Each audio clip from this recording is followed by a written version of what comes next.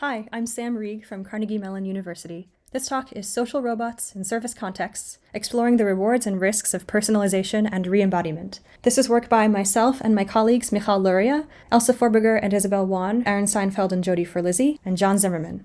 Now, the leftmost photo in this slide shows a social robot giving museum information to visitors. Robots like this one are making their way into frontline positions in brick-and-mortar services, where they work alongside human service workers.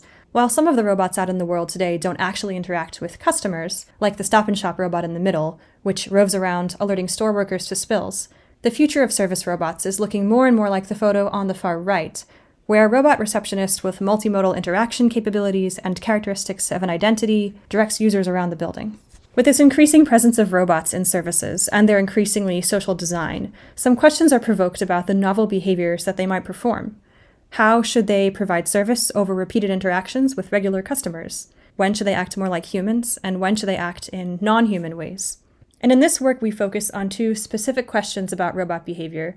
So first, do people want robots to identify customers? And if so, when?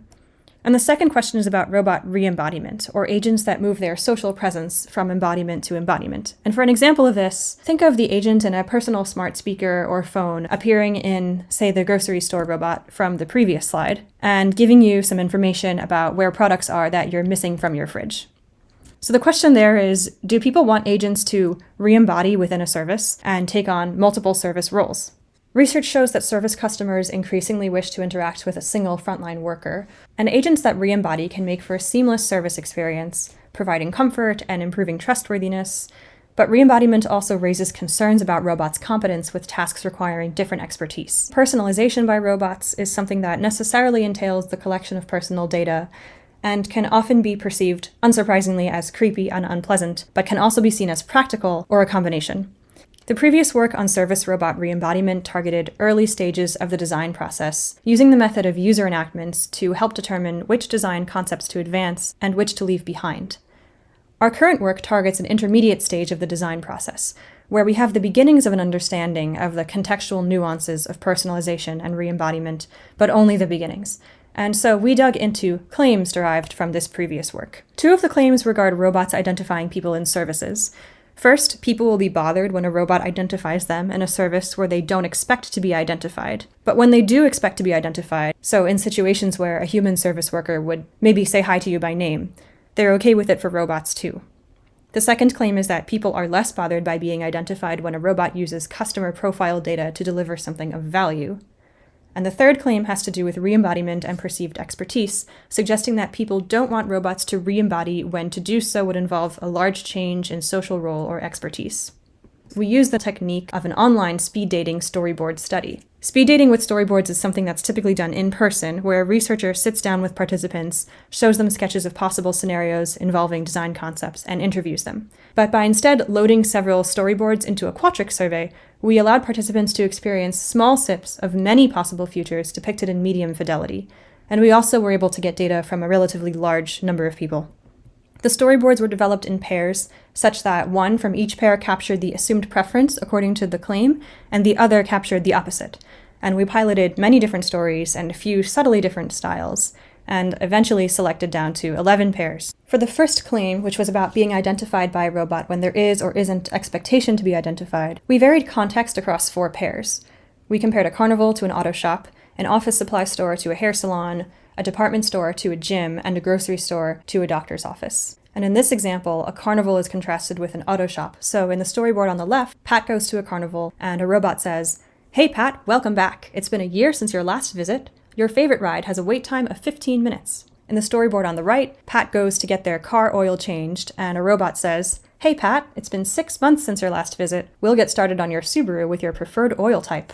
For the second claim, which was about being identified when there is or isn't some value delivered, we used the context of a movie theater, a fast food restaurant, and a superstore. And in each setting, the robot commented on its personal knowledge about the customer, but in the value version, it also delivered free tickets or a coupon or useful information about products. So in this example, in the storyboard on the left, Macy goes to a movie theater and a robot comments on Macy's visit frequency. And in the storyboard on the right, the same interaction takes place, but once that's done, the robot gives Macy free movie tickets.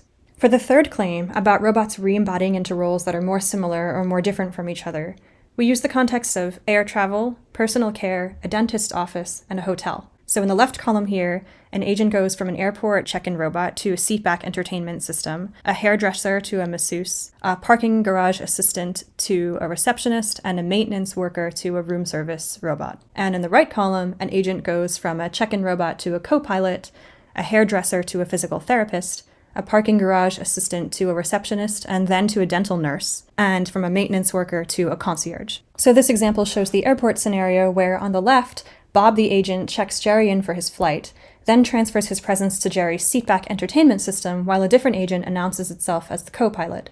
And on the right, Bob checks Jerry in, and then once Jerry's on the plane, Bob the agent re-embodies into a robot that's near the cockpit of the plane, goes inside the cockpit, and announces himself as the co-pilot.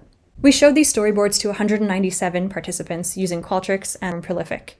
For the personalization storyboards, we use Likert type scales to assess perceptions of creepiness and friendliness, and for the re-embodiment storyboards, we looked at perceived competence and the agent's capability of taking on multiple roles.